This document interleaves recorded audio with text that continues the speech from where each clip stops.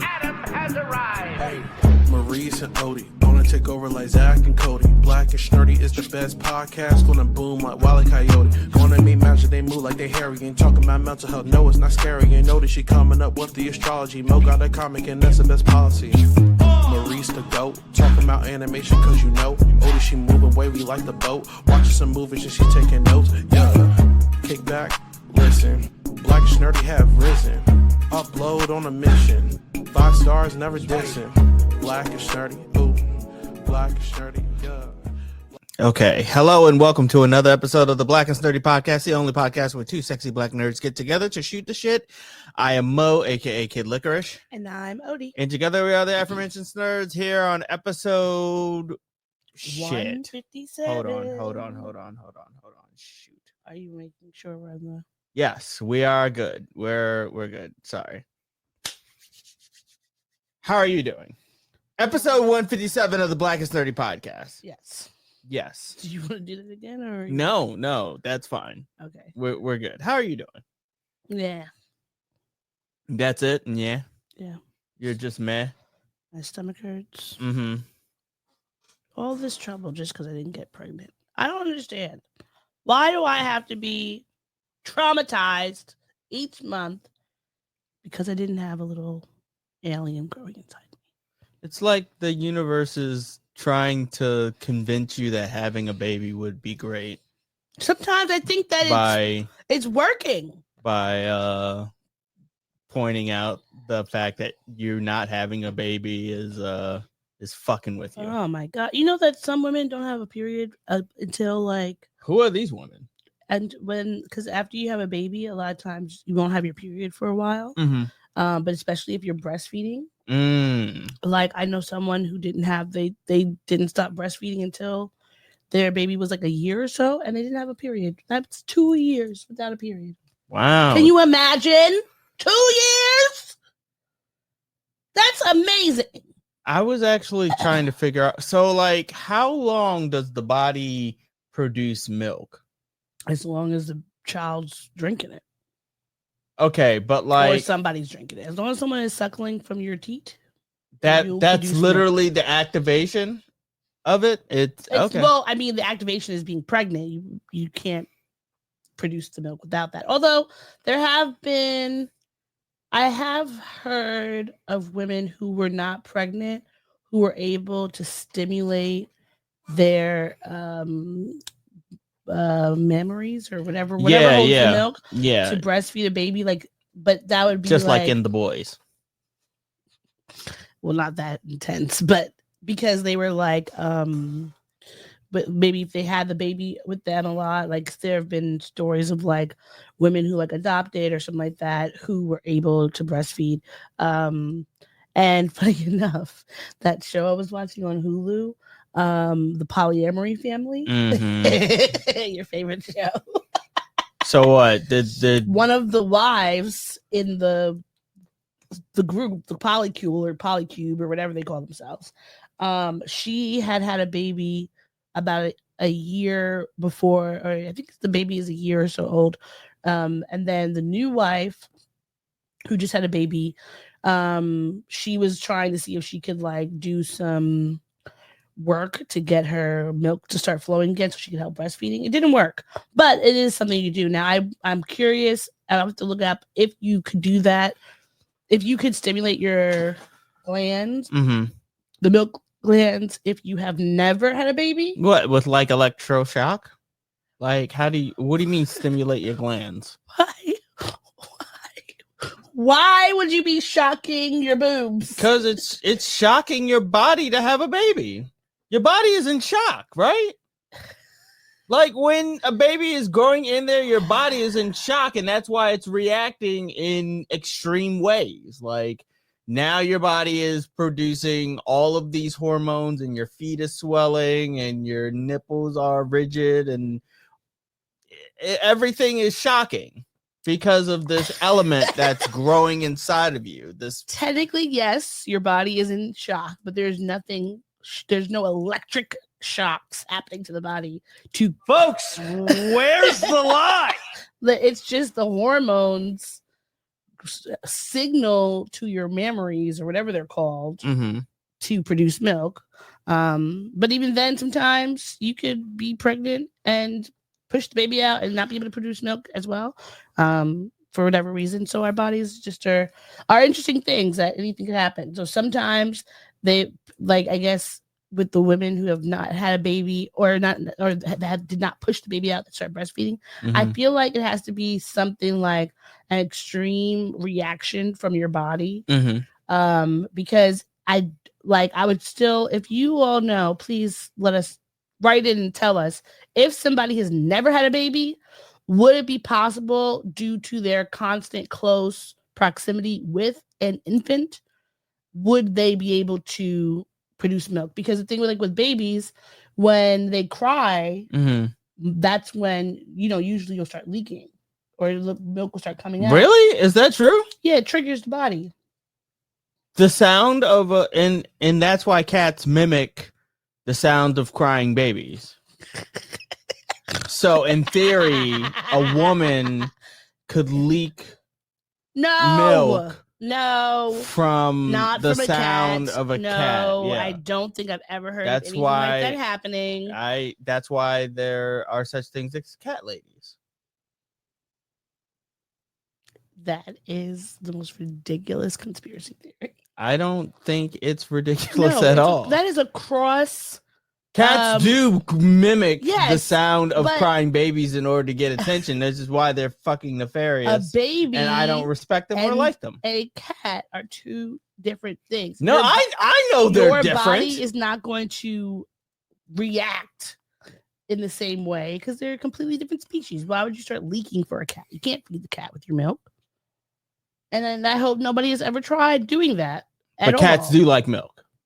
Nobody said that. That is a false thing. You're not actually supposed to. Cats love cream. You're not supposed to give cats milk.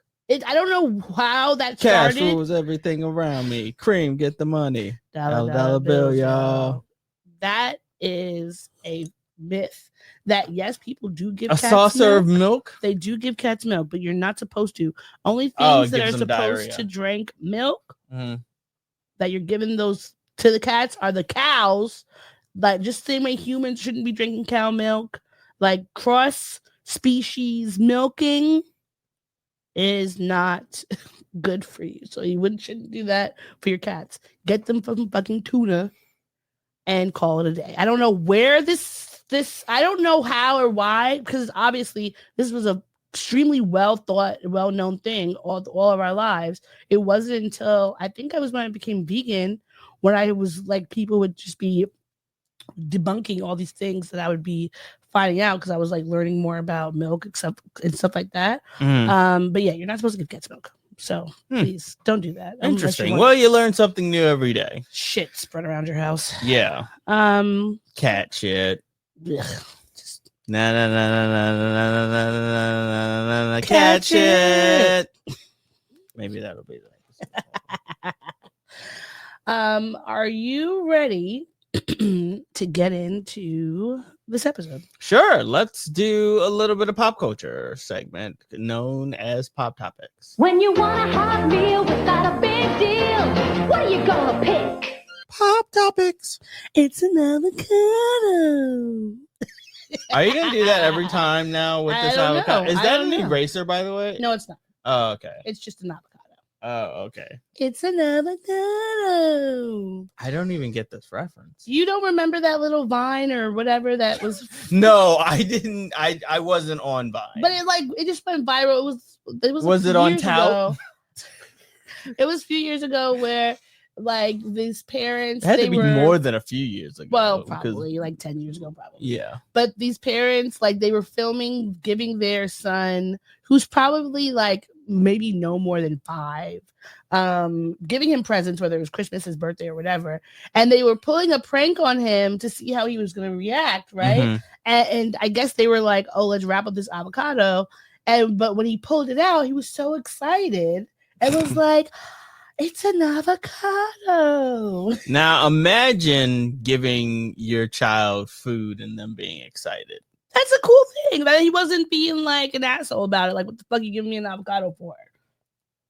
That's the part where it was like cute, and that's why it stood the test of time. Now I do want to have a kid so that I could film them receiving gifts and then the reaction of whether or not they're grateful.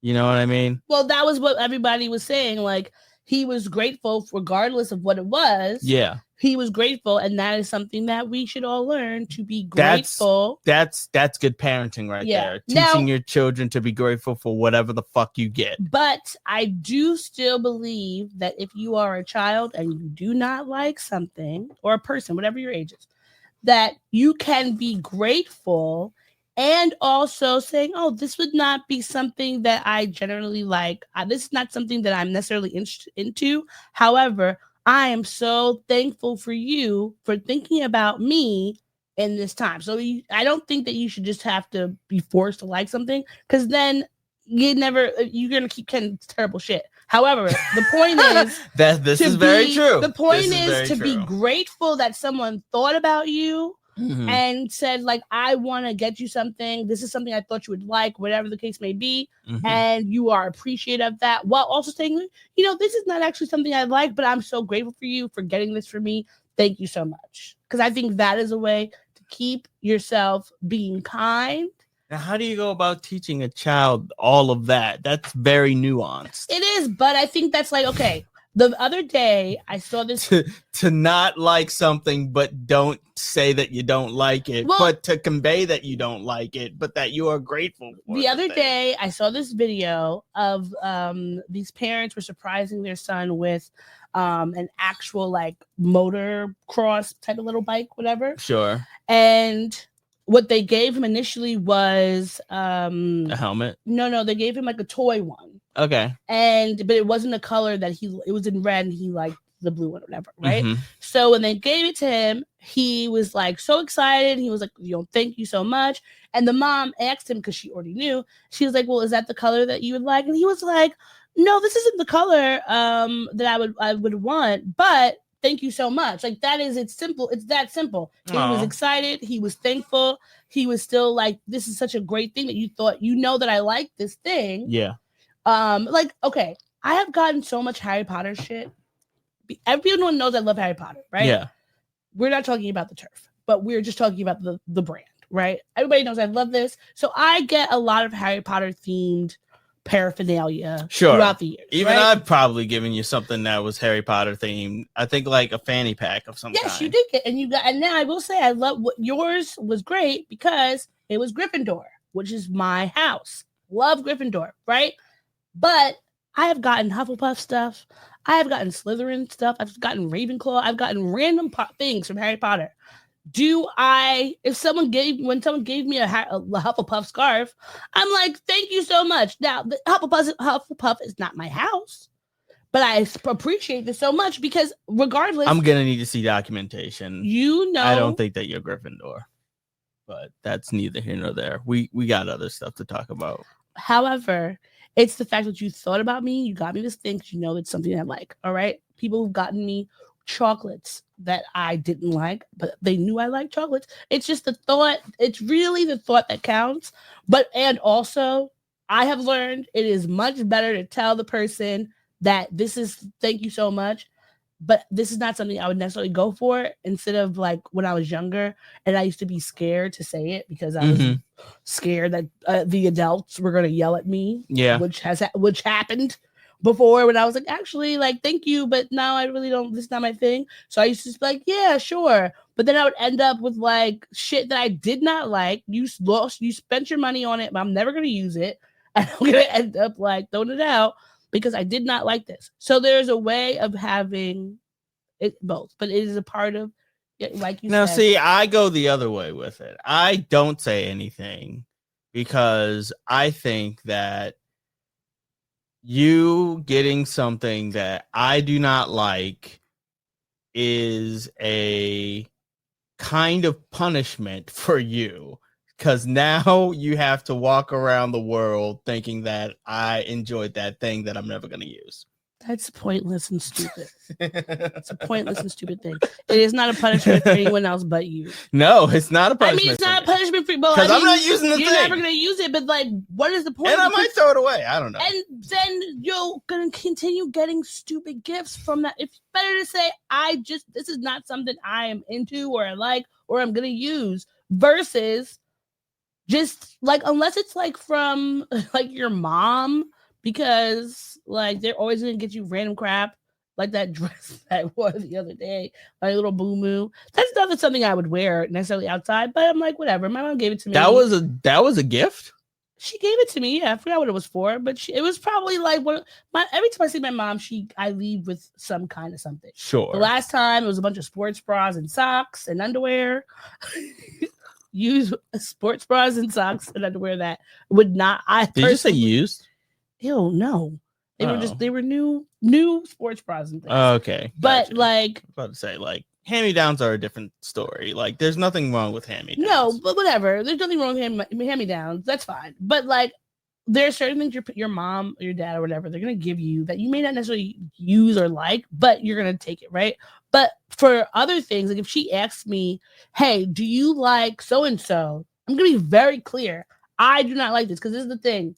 If I tell Susan I like something one time, I'm going to get that thing for the rest of my life. Yeah. I'm going to get some variety of that thing for the rest of my life. So you've got to be clear.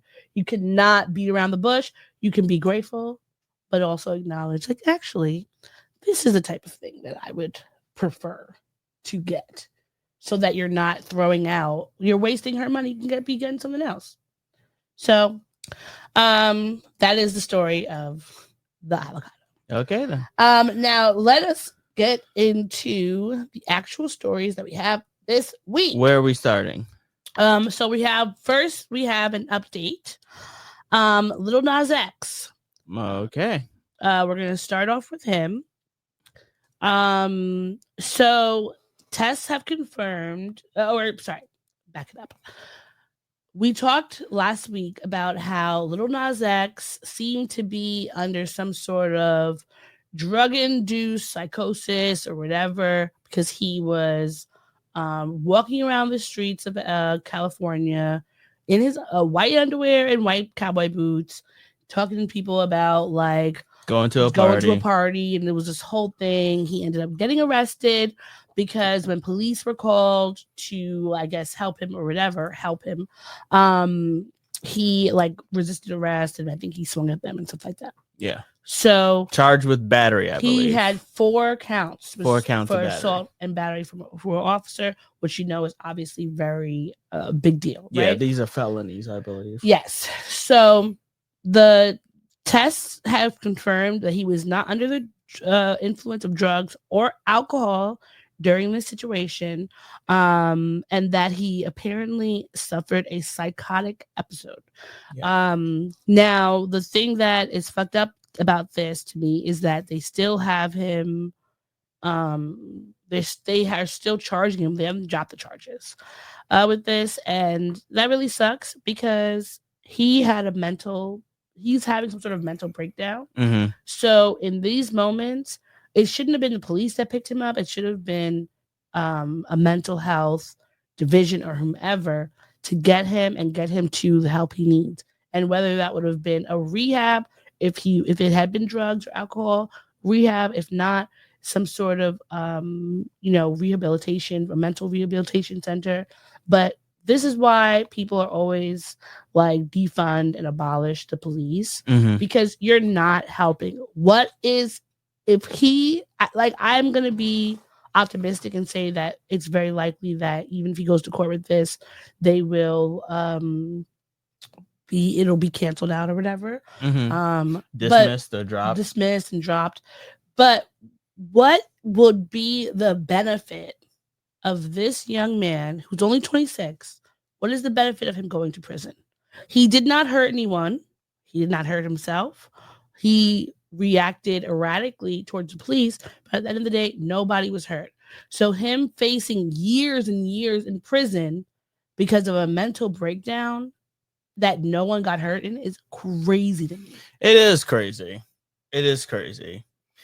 I was just thinking that I hope like that the battery charges get like lessened, or maybe at the very least, like, because the justice system is fucked up, that he could get like parole, community service or something like that. Like nothing hard, nothing like hard prison. Hard prison to me is for people who are doing violent acts or acts that are harming the people around them. He had a mental break. He had a psychotic episode. Mm-hmm. Mental health is extremely real and very much like this could happen to anybody. Yeah. You know, like when you have a lot of pressure and stress, and who knows what unforeseen forces that are in his mind or in his brain or in his life right now.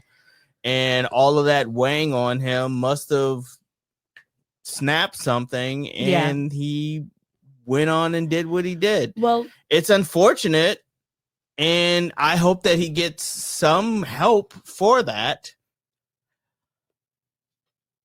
I said it like it was more coming. I don't know. There was nothing else. Well, his father, Robert Stratford, he said that, he went to visit him in jail, and that all he could do was just cry because he was just so emotional about seeing his child like that. But in this interview, his father said that the pressure of fame, his personal responsibilities have been really weighing on him.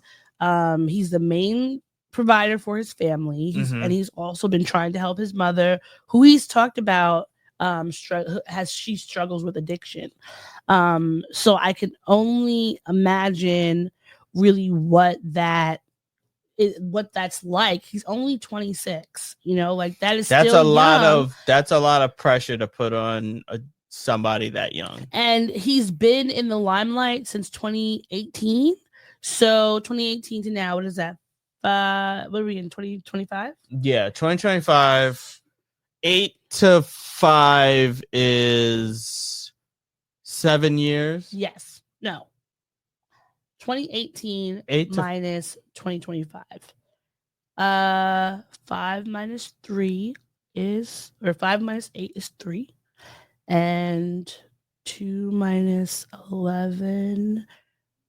No, that's too much. Why is it I'm so pretty high? sure it's 7 years. Maybe it's 7. 18, 19, 20, 21, 22, 23, 24, 25. 8 years. Or 8 years. I was going to say 8 years, but I thought it would have been off. But either way, we were communications majors. Yeah. We didn't go to school for math. I very famously told a lie to my professor in order to get him to give me a C. Oh. Yeah. I communicated that lie very well, though. Yeah, we did. You got out. And to be fair, I didn't know it was a lie until later on when I found out that I wasn't the first generation to graduate from college. Shout out to my grandmother. But late in life. So he's been dealing with these things with the fame and supporting his family since 2018.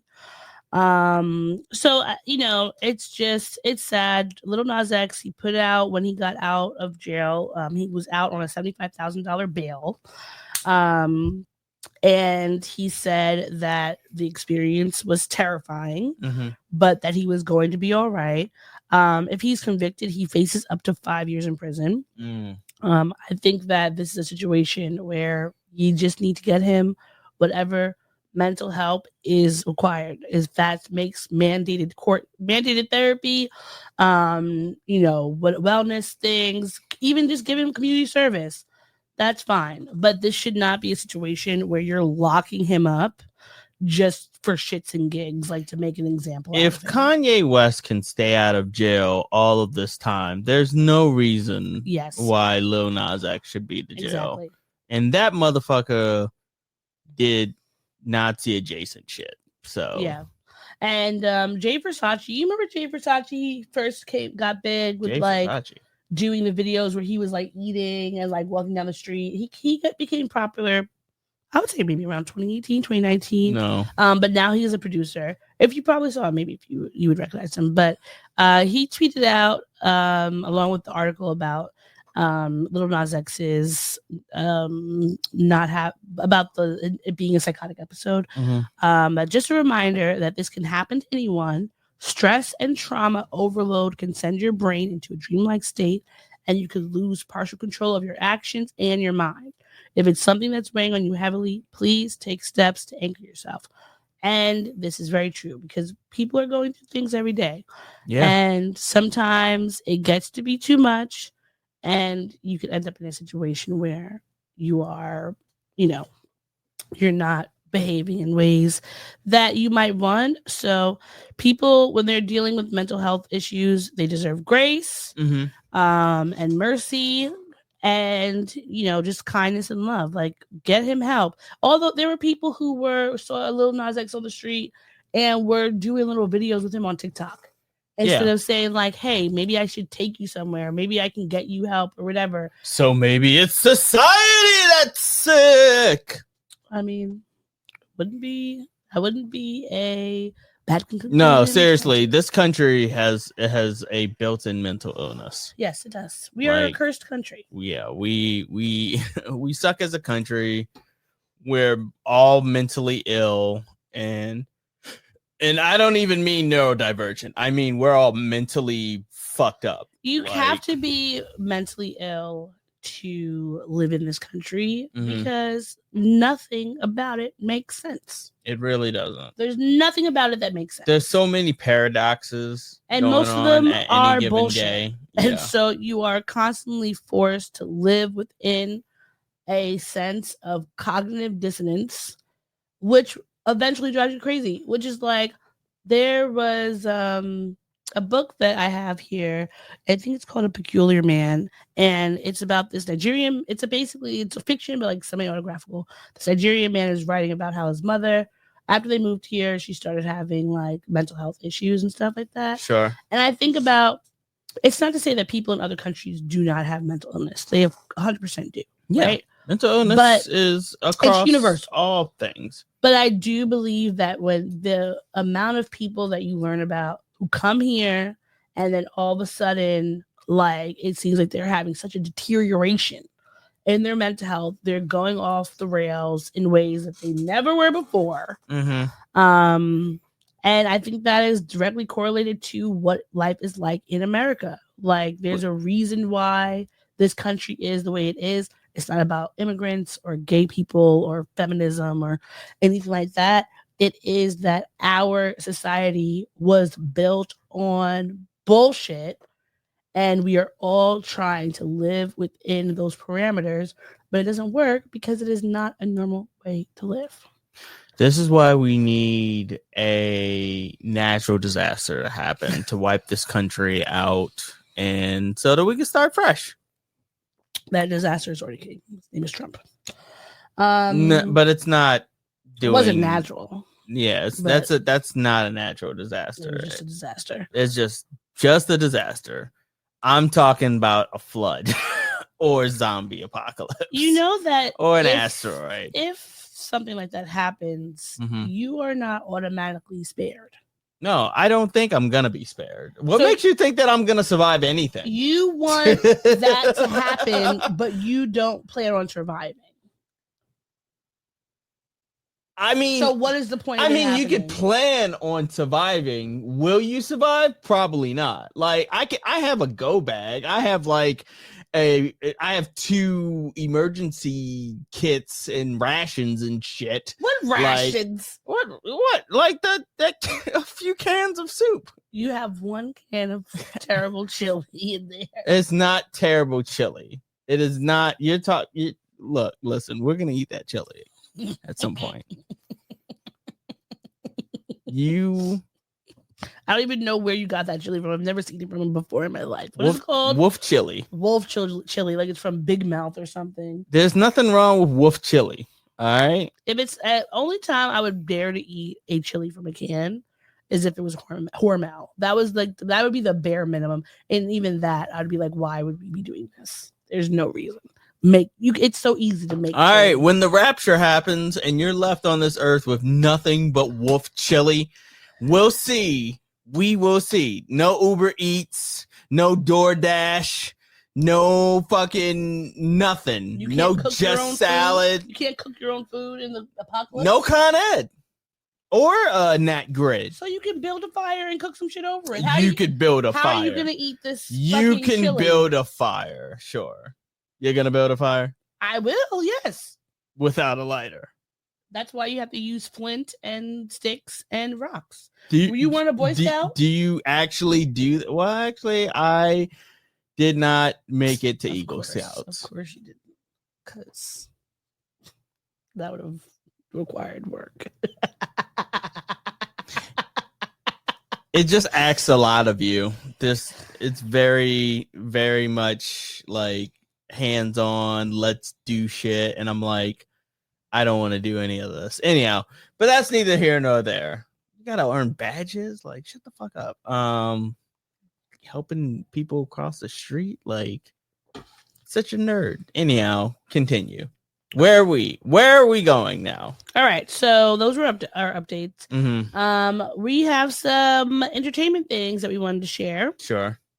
First up, there is a new series that is going to be premiering on YouTube in a few weeks. Mm-hmm. It is called The Ebony Witch. Now, this was my first time hearing about this, but this is only 4 seconds, so I Mhm. believe we can share it. I don't know if it has any sound really, but I look think at this is independently owned too. It is. It is so- independently owned.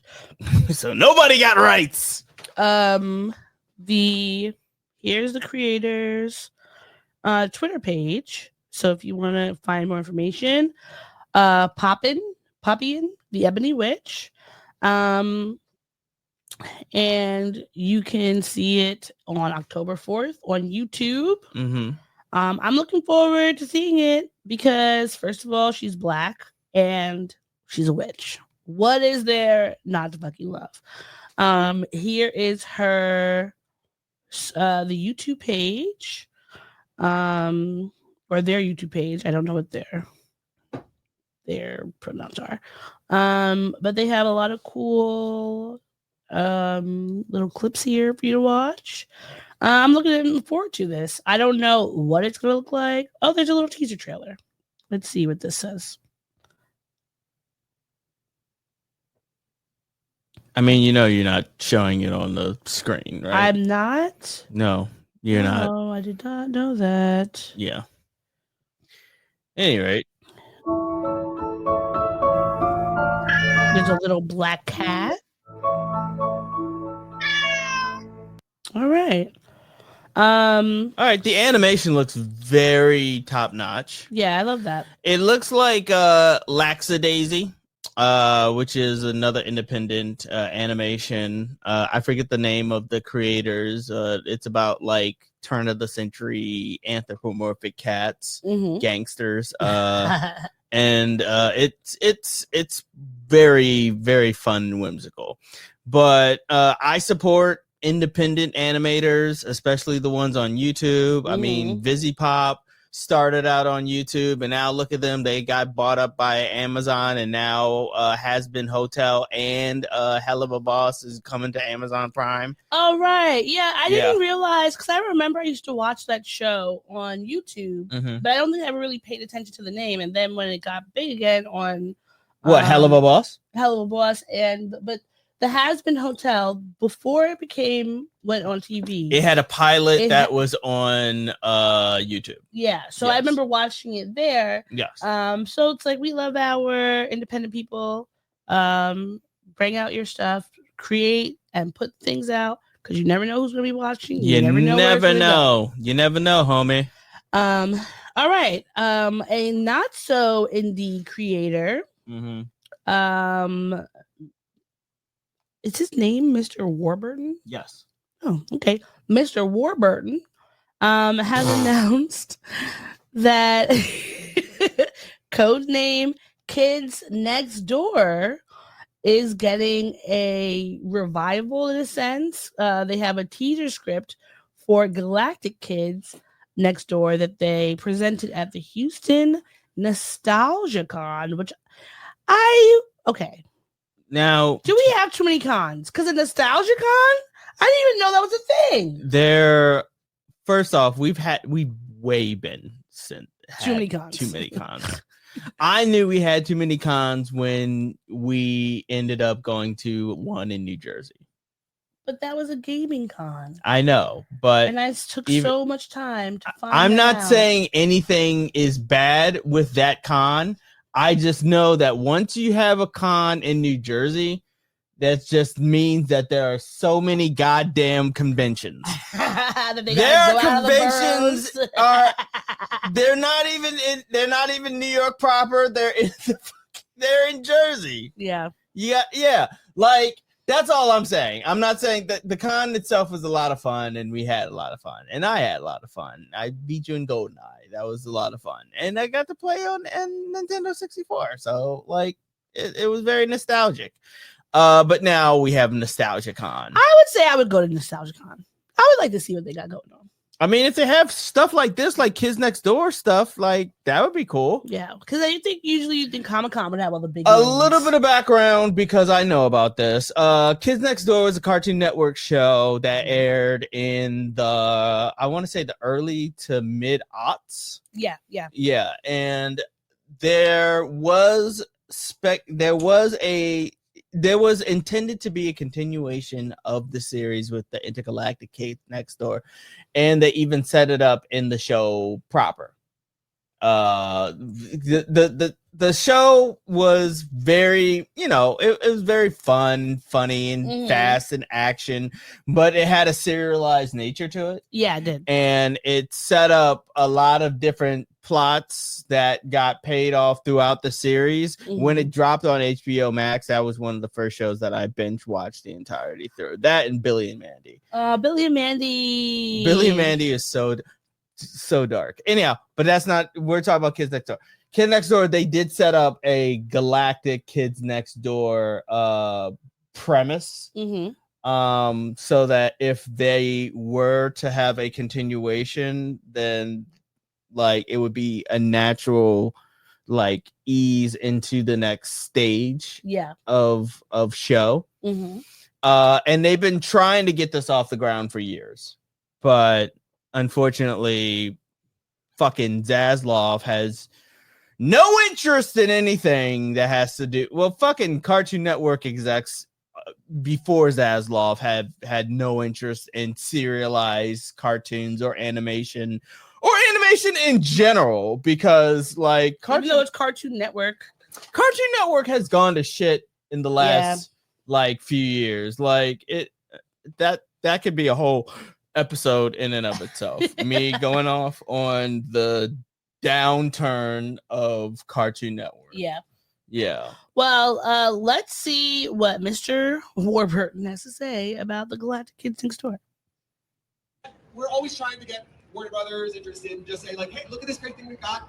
We've got a lot of people really interested in it. So we wrote a little teaser script. I did have I thought I was going to have a screen here because our super director, Guy Moore, did all these awesome drawings and little animatics to go with this.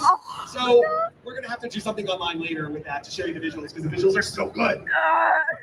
But instead, you'll just have to imagine. I love this person groaning. I'm going to read the descriptions of what's happening. They're going to do the voices. And it's going to be really fun. Can you recognize any of the people on stage? Okay? Yeah. All right. So. No. This is really exciting. Because this camera sucks. This half my life ago. Smash cut to the exterior of the K&D treehouse on a dreary, cloudy day. The world shakes as the voice of number 4 shouts, No! Who stole my underwear? Cut to the interior of number 2's hangar. The place is a disaster, packed solid with crashed and damaged 2x4 tech ships of all shapes and sizes. Repair equipment and half-eaten food is littered everywhere. Number 4 stomps across the din of drills and saws. I know it's you, number 2. So come on out and hand him over. Number 2 pops out of the gash in the hull of a ship wearing a garish 2x4 tech welding mask, startling number 4. Number 2 pushes the mask back up, revealing his face. He looks tired, miserable, and he's characteristically grouchy and short with his friend. What's my Okay, like that. See, color me intrigued, but of course Zasloff is never gonna go for this, and this Well, they just said Warner bums Brothers. me out. You said Warner Brothers. Yeah, I know Zasloff. Zasloff is the big head honcho of Warner Brothers. Got it. Yeah, and he fucking hates animation. Why do you think there's no animation on HBO Max? You know what? I never really thought about that. Yeah, they did like when do HBO remember- Max started, I they remember when had you were all saying the about cartoon. that. Yeah. They had all the Cartoon Network shows, Mhm. and then over the last like few years, they purged everything with the Yeah. exception of Adventure Time, Yeah. because they're still making money off of Adventure Time, and they're still coming out with Fiona and Cake. So they are still coming out with Fiona and Cake. they're doing a season 2. Yeah, you didn't know that? I didn't know that. Yeah. But speaking of season 2, King of the Hill. I'll tell you what. They're getting to season 2. The episodes have allegedly already been recorded and set for a 2026 release. Here's, if you have not watched the new King of Hill, this is the updated, family. Bobby And is all grown up. Everybody is older. everyone's older. They're all grown up. But I think that everybody, I do feel like they did a good job keeping the Spirit of the show original and show. the characters and Yeah. their personalities. Like Hank is just as like progressive as he was when Bobby was younger. Because I think the thing about King of Hill that I always really appreciated was like, yes, you have this George Bush loving Texan who's like dyed in the wool American, right? Mhm. But also he was very much like open-minded, even though he's very by the book of things. That open-mindedness was for like different people, different cultures, and of course Peggy is like Yeah, this worldly he was woman. traditional but not rigid. Exactly, traditional but not rigid, not racist, homophobic, xenophobic, etc. It was just like, I love Texas, I love America, I love Alamo beer, and I love my family, and like these are the things that I know how things are supposed to be done. So this is it. But I think that they've been able to keep that in the same vein this new season.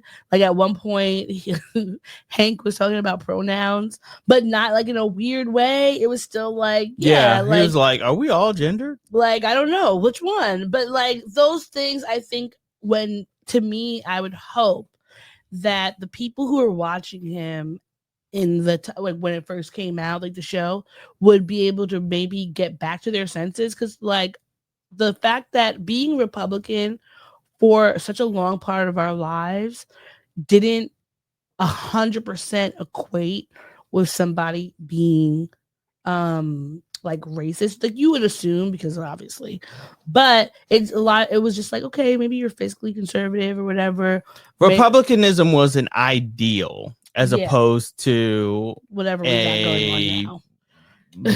entire identity that is enwrapped and enraptured with a whole bunch of various Because now phobias. they're not Republicans, they are just Trumpers, Right. which is the difference. right, And I feel like for now, I would say in the first season, unless I missed something, they didn't touch on politics, which they never really touched on politics outside of like Arlen politics. yeah. Except for the George Bush. Yeah, they had one episode where it was more about voting than it was Yeah. about politics. And they had an episode of Jimmy Carter was Yeah. in there, which is hilarious. Yeah. Like why and how. And again, it wasn't even about the politics of Jimmy Carter. It was just that Jimmy Carter was a part of the plot Yeah, as a yeah. person and as an ex-president, as opposed to, talking about whatever his politics was. Yeah. So I feel like I appreciate the comedy. Now there have been some people have taken issue with the creators because of their treatment of John Redcorn's character. It's John. I think it's Josh Johnson. Josh Johnson, I think. I just literally, because we were just watching the show, so I saw his name, but I'm trying to remember. Voiced by. Where do you see that one? Voiced By He was originally Victor Aaron? Jonathan Josh. Yeah, because his original voice actor also died. Oh. And then he was replaced with Jonathan Josh. Mm-hmm. Yeah. Then Jonathan Josh just passed away too. Unfortunately, murdered. Yeah. But, Sorry. Unfortunately. But I think that they, at least in this, John Redcorn's character was still being given the respect that he was getting before. Yeah. So it's just a very interesting way of like seeing how the times have changed, but like they've still stayed who they are, which I think is important. I love Bobby's life and who he is. It fits very much in to who we would have thought he was going to be growing up. Everybody like Connie and what is Dale's son's name? Joseph. Yeah. So yeah, everybody is basically who they are. Boomhauser is still Boomhauer. It's Boomhauer. It's Boomhauer. I thought it was Boomhauser. No, I've been calling him that in my head. You've been watching it as long as I've been watching. Yeah, it. and I've been saying Boomhauser. Boomhauer. Okay, great. Well, everybody is who they are. So I'm looking forward to the next season. I thought this previous season was good. It was very short, compared to the old seasons. But I think they did a good job. And it's unfortunate that Dale's voice actor. Well, a lot of the voice actors have died. Tom Petty, Brittany Murphy, Jonathan Josh,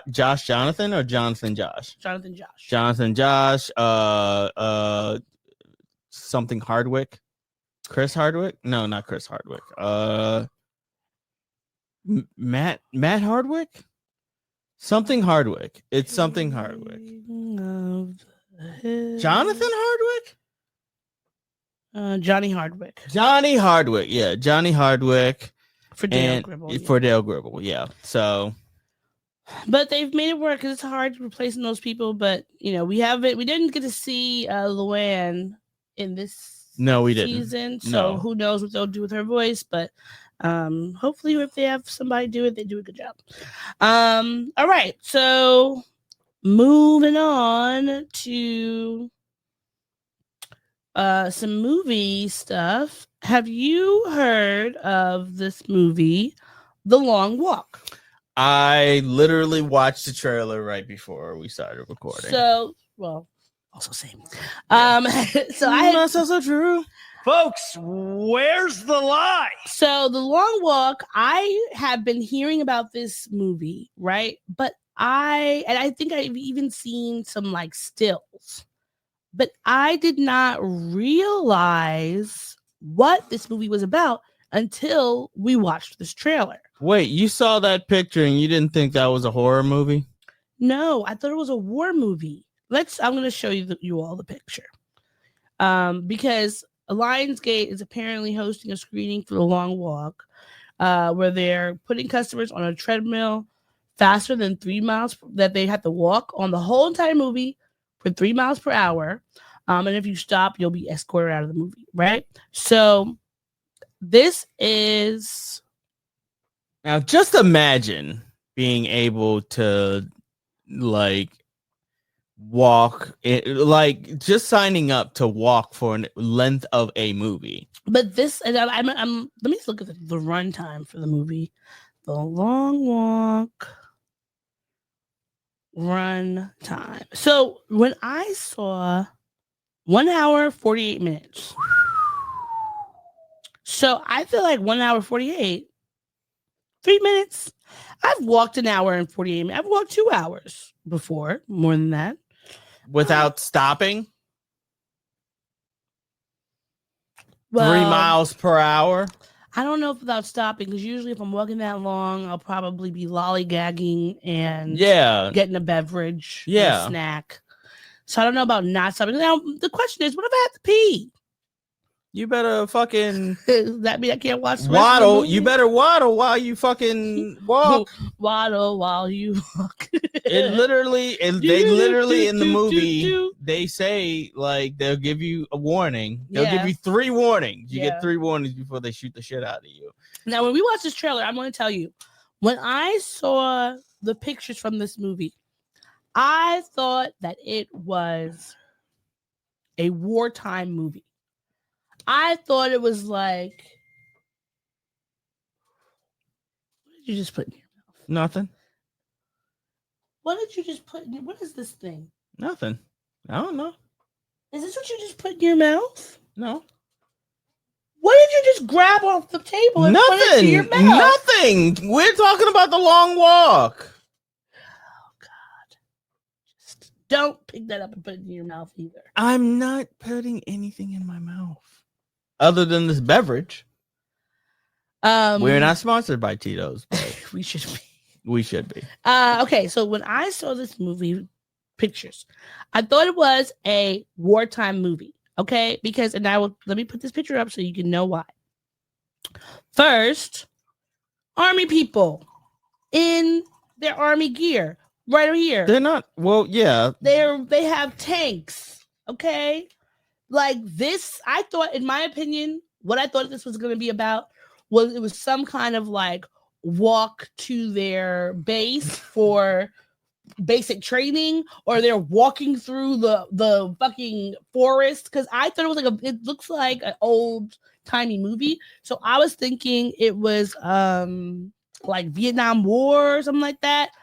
No clue that it is a dystopian movie where the people have to walk for all this time. It's giving me Purge mixed with Hunger Games. Yeah, it's some sort of contest where they have to walk. The last person to survive wins. Exactly. And so, of course, let me find the people who are actually in this movie. Stephen King is a Stephen King movie. Yes, and you know the movies he does are always crazy. And this comes from a novel, which I would actually like to read the novel.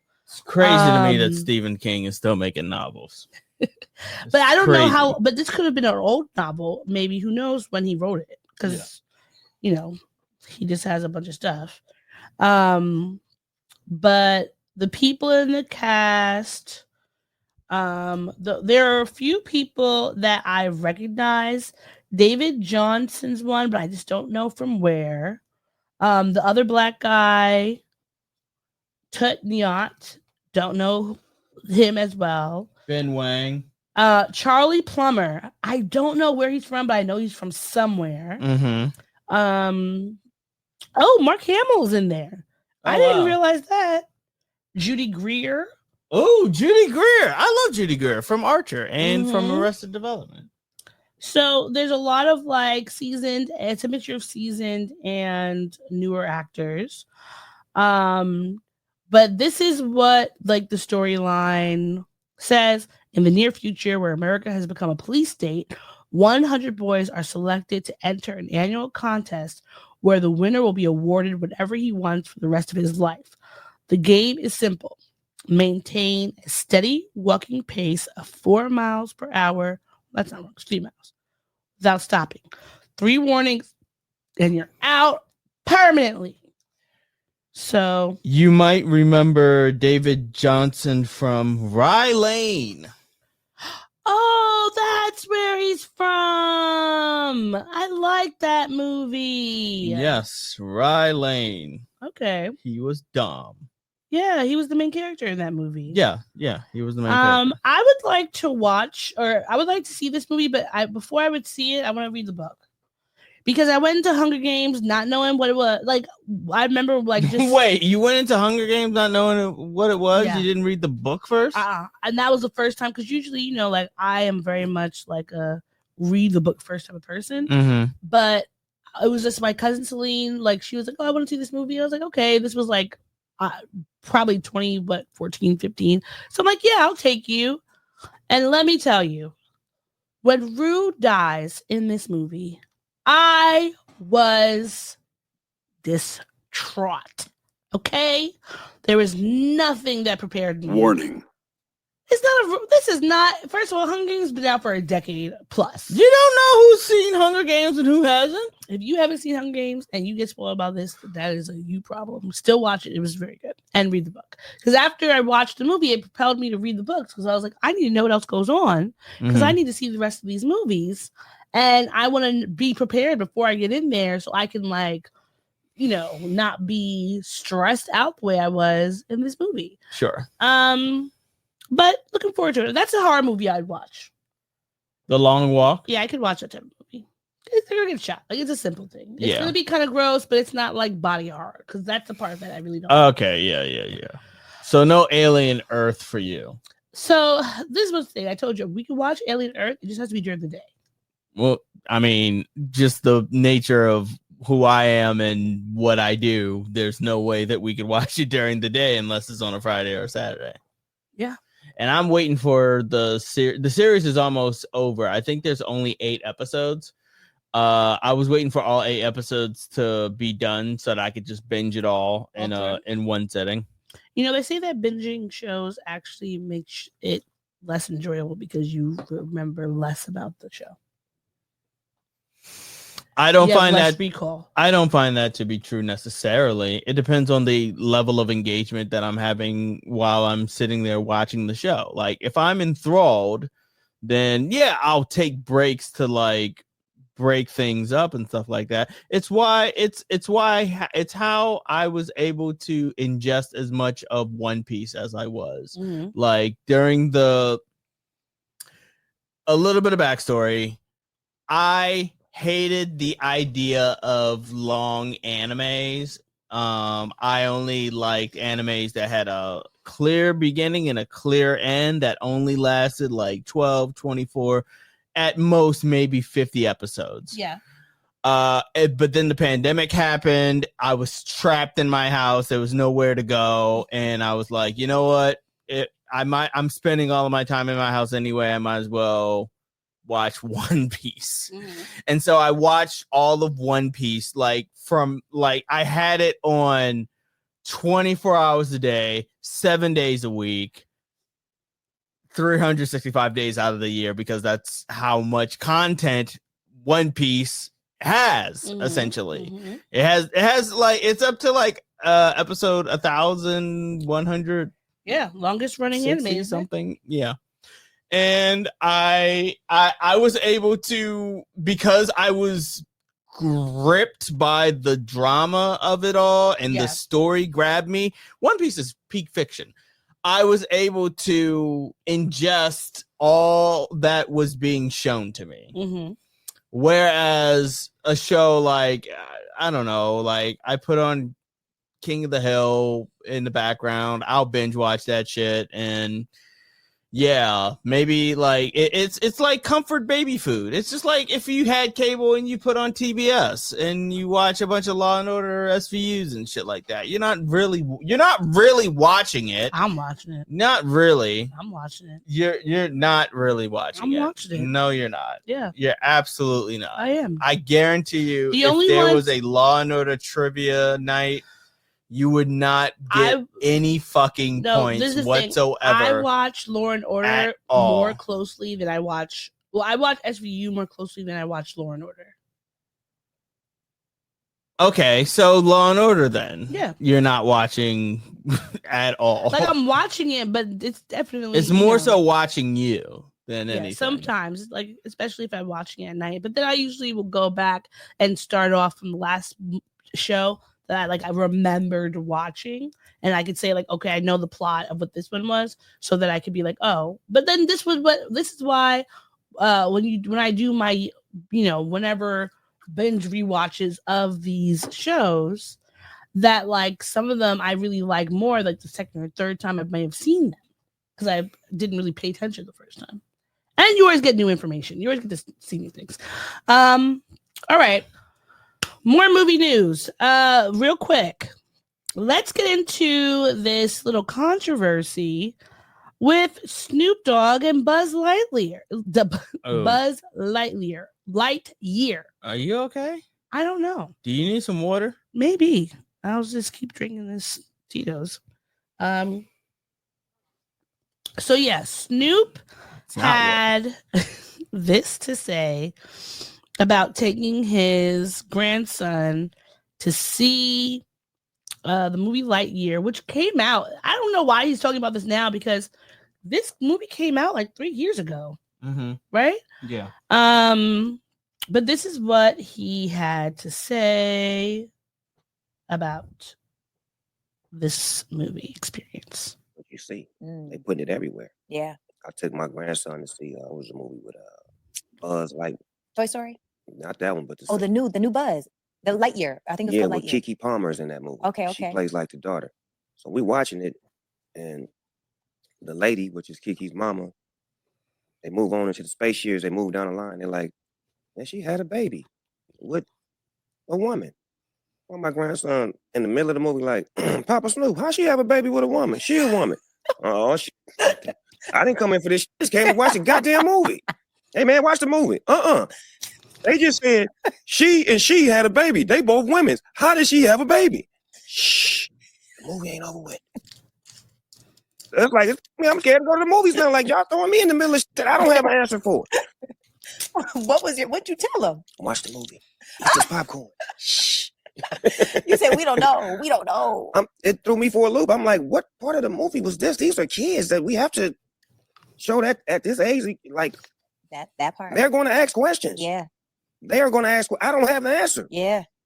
And I don't even know the answer that's rehearsed. What am I supposed to say? Is what was the lady used to be I got questions. Now I got questions. Me too. And I was just there to go to sleep and watch the movie. And nigga woke me up. I'm in there. Huh?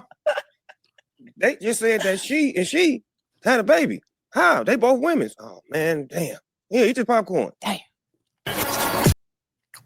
I never thought I'd see the day when Snoop officially turned into a boomer.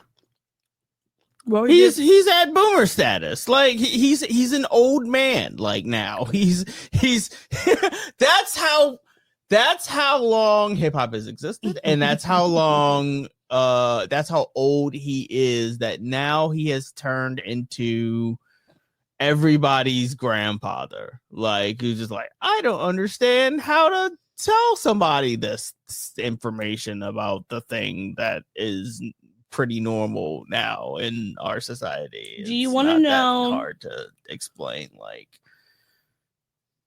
how they have a baby. I don't know how. And my answer would be, I don't know. The movie did not provide me with that information, and it doesn't matter because they're a family. Boom, easy answer. Do you want to know what your grandson is going to have some questions for you about? One, why were you walking women through the MTV VMAs with chains on them like they were dogs? Why did you say that the homies, it ain't no fun if the homies can't have none? And does that mean that grandma was also fucking the homies? Why is your moniker and everything that we know about you having to deal with weed and being high all the time? Like, there's other questions. Are you a pimp?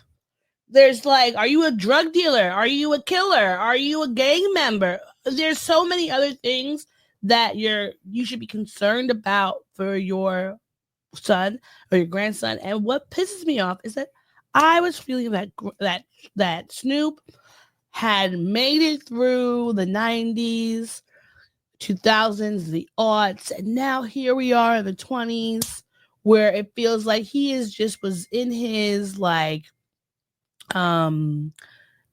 cool grandpa era. We love to see the old black men or older black men in hip hop, like living their lives, being great and all that stuff. Like he's besties with Martha Stewart, which I always loved. I thought it was so cute. But then like he performed at Trump's inauguration, the most recent one. And then everybody was trying to tell us it's chestnut checkers and whatever bullshit. And now this, and I'm like, are these talking points that Trump's camp is giving you to get you to be less liked and lovable or whatever the case may be. Like, if you're in a movie, first of all, nobody is pushing anything on your child, showing a family having a baby. Is it pushing anything on a child when you see a straight couple with a baby? Are they pushing sex and things on your child? Because clearly they can have questions about that too. How do they have a baby? And that question is answered by, well, when the sperm goes into the egg, this is how you have the baby comes. If it's 2 women or 2 men, then you can say, well, maybe they adopted, maybe they had a surrogate, maybe they got a sperm donor, whatever the case may be. These are not hard questions. And if you are concerned about how to answer them, you could always say, I don't know. After the movie, let's find out. Because then you are fostering an environment of curiosity and critical thinking so that your grandson will grow up using his brain versus just saying, shut up and eat the popcorn, because that is not helpful, regardless whether it be a straight couple or not. Like, people have babies, and I'm pretty sure if you live in California, he's probably seen or somebody has a same-sex parent somewhere in his school or something.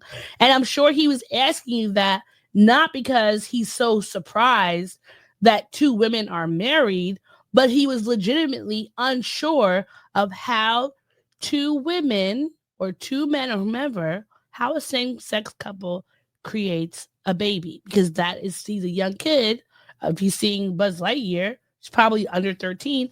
Maybe he doesn't understand or know about sex, etc., and all that. So he is curious.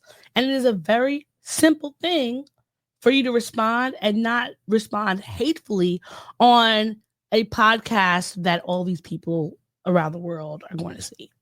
It's very simple and very easy. But he responded because everyone has been obviously outraged or upset about whatever, he said. And so he said he's not homophobic, that he was caught off guard, had no answer for my grandson. All my gay friends know what's up. They've been calling me with love. My bad for not knowing the answers for a 6-year-old. Teach me how to learn. I'm not perfect. And I just feel like that is such a bullshit cop-out answer.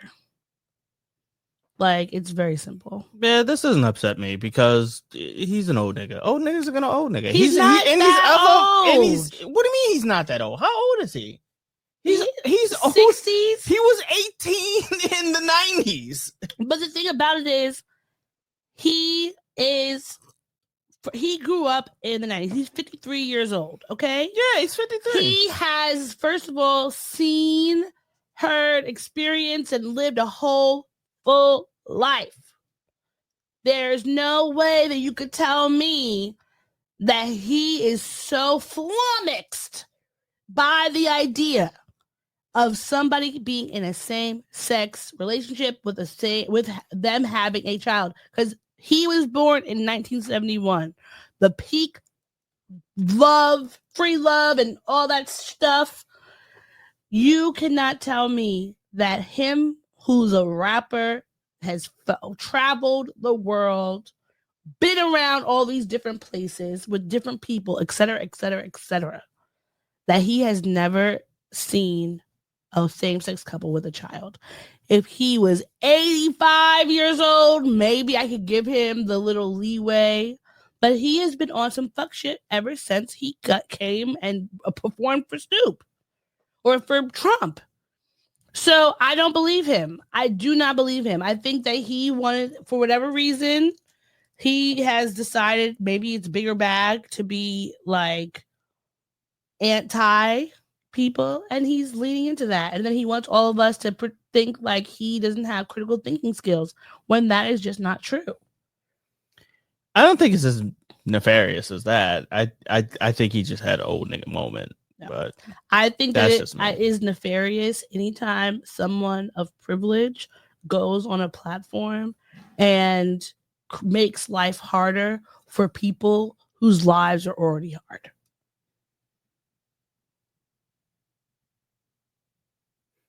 Okay. So I don't think that he can get an excuse for being old because he's not that old. 53 is not, he's not ancient. He's older. He's not old. 53 is young. Like, how many? We have 20 years, less than 20 years before we're 53. Mhm. Do you think when we're 53, we would be saying some bullshit about, I don't know how people could have babies with their same-sex partners? No, we're not going to be saying specifically that, but I do think that we'll probably be saying whatever the equivalent of that is for our generation. He's a different generation. Do you think, but his generation had queerness was a huge thing in the 70s. He was born in 1971. Queerness was huge at that time, the 80s, the 90s, the 2000s. He has talked about fucking two women and watching girls do shit and all that. So you can enjoy a homoerotic situation with women, but you can't understand how two women can have a baby. That to me is just him I can't give him any leeway or give him any kind of benefit of the doubt because you know better, especially because you have been living a worldly life. It's not like he's a 90s rapper who kind of has just stayed in California. He's not really doing much or whatever the case may be.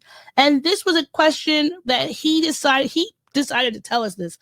No one was going around asking him about what he felt about women's gay rights, marriage, or whatever like that. He volunteered this information. That's why I give him the sort of benefit, is because like he clearly didn't see any issue with this. He thought it was an anecdote. Like he used it as a quick, like, jokey sort of anecdote to tell on a podcast. Just an old nigga having an old nigga moment. Okay, but he was on the L Word. He had a cameo on the L Word. Okay. Do you know what the L Word is? Yeah, the Showtime show. Right? About what? About lesbians. Okay. So he was on the L Word, a show about lesbians. Yeah. I have not watched all the L Word in some time, but there were definitely episodes in there of people having babies or whatever the case may be. So he was in a show about lesbians. He also was in Looney Tunes, and Bugs dresses up and as all the time. So you can't tell me that you just can't tell me where he is in a space, especially living in California, being in the entertainment industry and doing all the things that he does, that he could not explain in a simple way to his grandchildren or his grandchild what that was about and how it worked. That was him being just fucking an asshole and not recognizing that he could be harming people because he didn't care. The same way he didn't care about performing at the inauguration. I can't give him, he performed for Trump, so all the benefit of the doubt that I could have given him before has been washed away because he has shown his ass to us already. So there's not much else that I can do to try to give him any sort of benefit of the doubt because I think that he just doesn't care. Okay. But, he's apologized or whatever. I think it's probably because he doesn't want to lose any money. But I just feel like you should just watch what you say. Like, how can you be scared to go to the movies? You're not scared to go to the movies about anything else? But a couple having a baby is where you are fucking drawing the line. Come on. Be for real. All right. Are you ready to move on? Yeah. What are we talking about now? All right. Well, Will Smith, the great Willie from Philly. So he has been accused of using AI he put up a video of one of his concerts for his tour. Oh man, what was it called? It was the tour he did for his new album, based on a true story. So it started in Europe.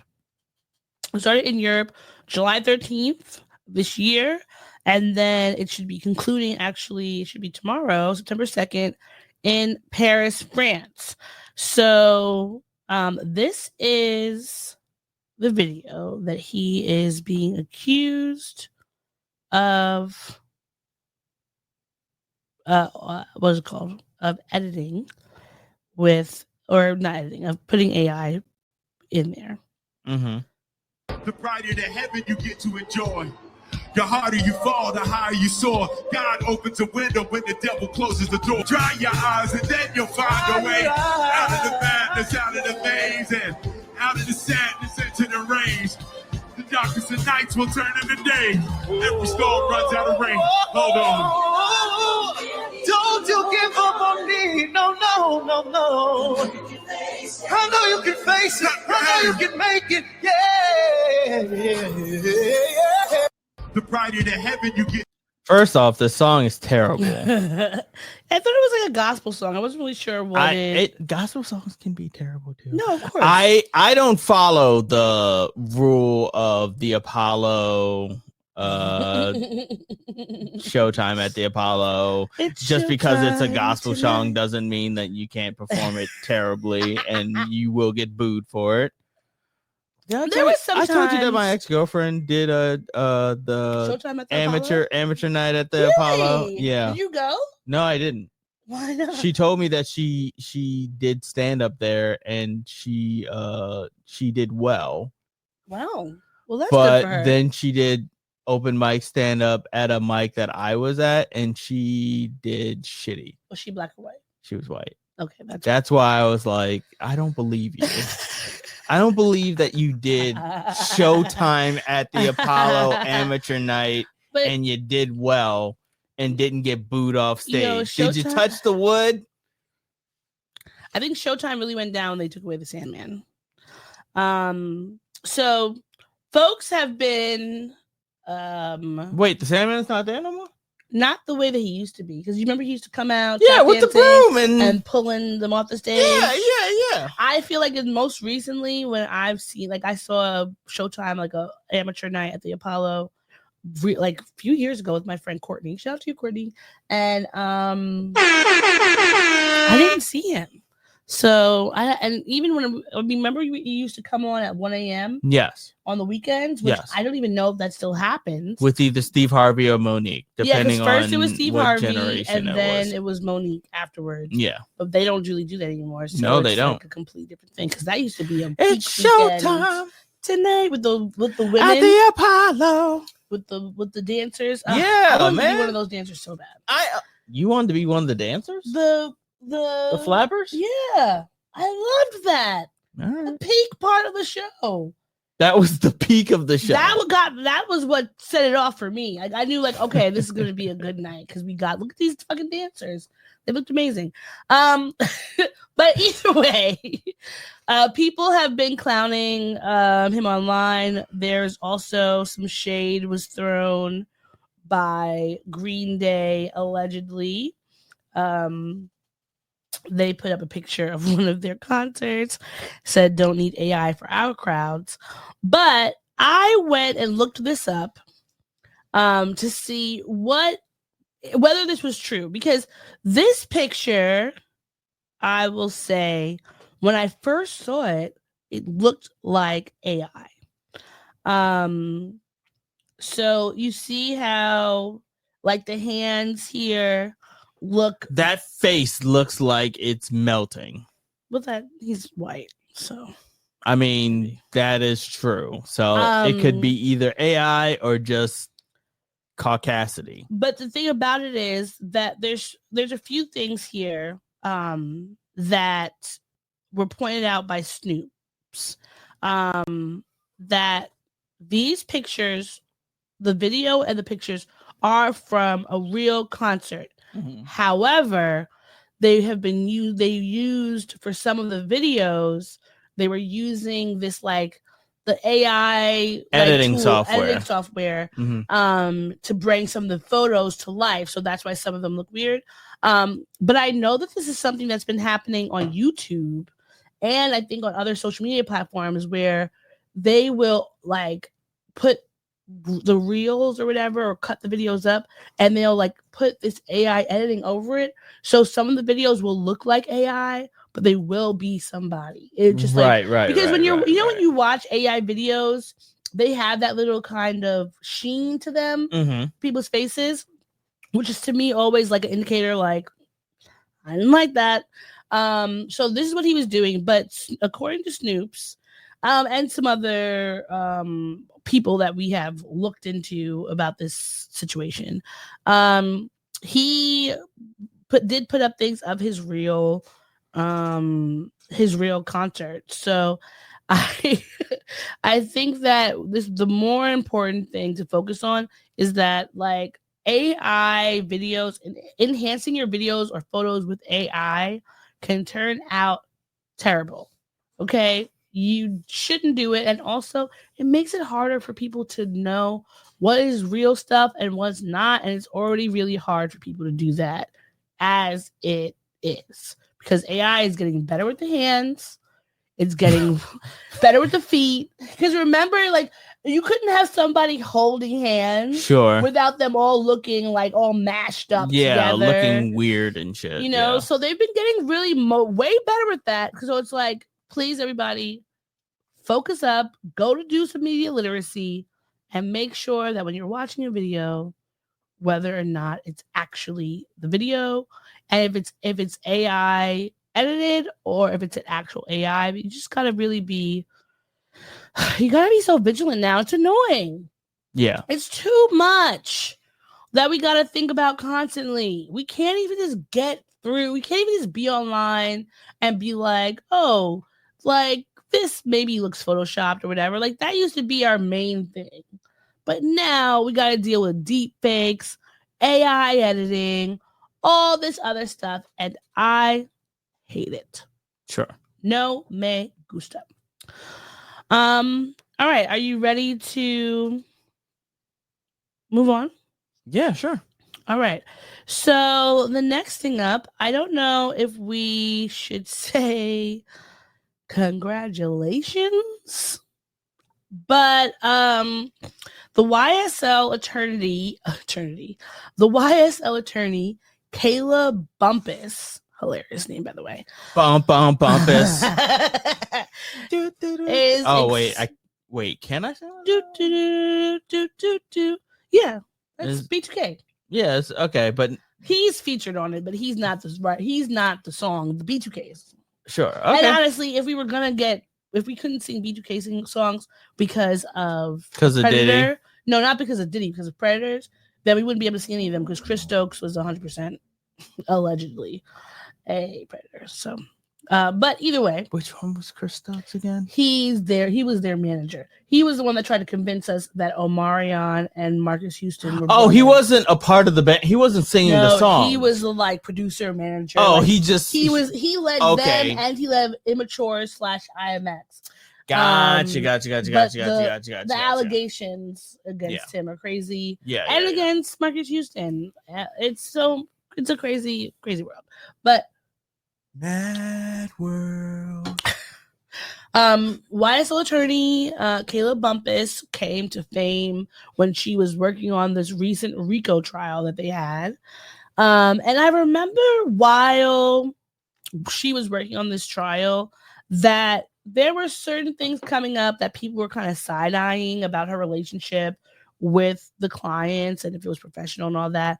But I wasn't paying enough attention to it. I would just like check in, pop in when you would give me updates, or I would see like, okay, so-and-so's going to jail, so-and-so's getting off, Mm-hmm. But they have some news that they are sharing with us. Why? I don't know. Because look, we don't need it. I'll point it out after we're done with this. Okay. Atlanta news, and it's ghetto. YSL trial attorney Kayla Bumpus and defendant Shannon Jackson, who met and fell in love during last year's YSL RICO trial, have announced they are expecting a baby. True Atlanta love story. What kind of client attorney privilege is this? This is what Kayla posted on Twitter. True Atlanta love story. My baby almost here. Check out our registry and thank you if you sent him something. I'm not sending you nothing on your registry because you a lawyer and he does whatever he does. I don't need my help. They eating chicken wings together. Oh, that is romantic. You're changing the records? That's a dusty looking record. Okay. Got to put on something more sultry. Oh, they're engaged? Is that an engagement ring? Okay. A lot happened during this trial. Congratulations. We have Atlanta news. This is first off, if there's anything that I have learned about Atlanta, it is that everyone in Atlanta is looking for love in some way, shape, or form. Like either you move down there because you could not find love anywhere else. Yeah. Or you live there and you are trying to find love while there, or you live there and you are trying to find love in other states and are willing to... Okay, never mind. I just caught myself saying something. Trying to be shady? I wasn't trying to be shady in that regard. Or you were almost shady. I was almost shady. I walked into a shady thing. Point is, Atlanta is for lovers. So this makes sense to me. Yeah. This makes sense to me that they would find love. They found love in a hopeless place. Atlanta is hopeless. They did. And they found love in a hopeless place. They did. Atlanta is not a real place. That's why I don't want to move there. I told you Sam was trying to convince me to move down there, and I was like, no. And then you got it didn't work out with that company that you were with. So yeah, good thing we didn't go to Atlanta. I mean, I have been going to Atlanta. I do want to visit Atlanta. So. I do. Listen, I love visiting Atlanta. Several of my closest, best sister friends, all that, live in Atlanta. I have lots of love for the place, but Atlanta to me is one of those spots where I'm like, I want to go down there, have a good few days of enjoyment, some really good food, and then I'm coming back home because I think that the culture in Atlanta... Is Atlanta known for their food? No, they're not. Not at all. They're known for their ambiance and food, not just their food. What are you talking about? Their ambiance and food. Because ambiance? What food? I would say Southern food. And also they have really good Jamaican food and they have really good Nigerian food. Atlanta has really good Nigerian food. Yeah, because a lot of Nigerians move to Atlanta for some strange reason. I don't know why, but they're there. The same with the Jamaicans, because you can find anywhere you find Nigerians, you can find Jamaicans because we're the same people. But I think that I don't particularly like the culture of Atlanta. Like the last time I was there, damn, it was a few years now, or maybe it wasn't the last time I was there, but one of the times I was there most recently, post Penny. I went down because it was my best friend's birthday. Shout out to you. And I came down to like surprise her or whatever for her birthday. And we go to this it was a cute restaurant in Buckhead, because Buckhead is the one that is a little bit more shenanigan-y. I think Buckhead's the one with the wealthy people. Sure. We went to this restaurant in Buckhead, and first of all, BBL City. BBL, you couldn't even get in. BBL City. BBL City. But it was like you going into the restaurant, and all you see is just lines and lines of BBLs coming in. They had bouncers at the restaurant. It was still early, so it wasn't even like it was late night or whatever to get eat. So you go down, you sit down, eat. It's dark in the restaurant. The music is crazy loud. There's hookah everywhere. Of course, there's hookah. And I was just like, Of course, there's hookah. I feel like the issues that I have with Black-owned restaurants in New York, the reason why they're like that is because of Atlanta culture. I feel like Atlanta culture is Black culture, like on steroids, and that is how a lot of places outside of Atlanta want to like latch on to that sort of vibe. And I don't like it. Like I feel like there's parts that are, to me as a New Yorker, it's so crazy superficial in ways that I do not appreciate. Similarly to my feelings about California. So I think it's like the culture there is very interesting to me. Like them being a couple is not actually surprising when you are in Atlanta and you see the amount of like these really smart, beautiful, educated women and are with these YNs or like old YNs or whatever they used to be called, young thugs back then, who knows? And it's just a very interesting space because I'm like, you have all these educated Black people in one space and Black people of every like socioeconomic thing in one space, like this Black Mecca, but we are getting all these shenanigans. So, and it's also too close to the KKK for me to really enjoy being there. There's too many Confederate flags, even when I'm in Atlanta. How many flags you got? A lot. Exactly. How many BBLs you got? A lot. How many hookahs you got? A lot. It's too many. Yeah, too many. All right. And more music news. Spotify or Apple Music has officially allowing you to transfer your music from Spotify directly to your Apple Music, which I really appreciate because I pay for Apple Music. I don't pay for Spotify, but I do have some playlists on Spotify that I really love. Sure. That I'm always like, damn, I wish I think that Spotify does make, I think, better playlists for me. I think so. But I like Apple Music more, and I think the music is clearer. Interesting. That's the only difference, or at least on my phone. I don't know about like playing it at home. But apparently a lot of artists are apparently pulling their music from Spotify. I don't know why. Probably because they're not making any money from Spotify. That's true. I wouldn't be surprised. But I do appreciate... We're not making any money from Spotify. I do appreciate Spotify for who it is. I think it has books, it has the music, it has podcasts, it has the podcast videos now too as well. So this is a very interesting update, and I'm hoping that this is not signaling any kind of like Spotify leaving, because I think it's great that we have Apple Music, Spotify. I mean, Pandora is not really a thing anymore. But I'm appreciative that we have those various mediums because I use both of them a lot. So, who knows? Who knows what's going to happen?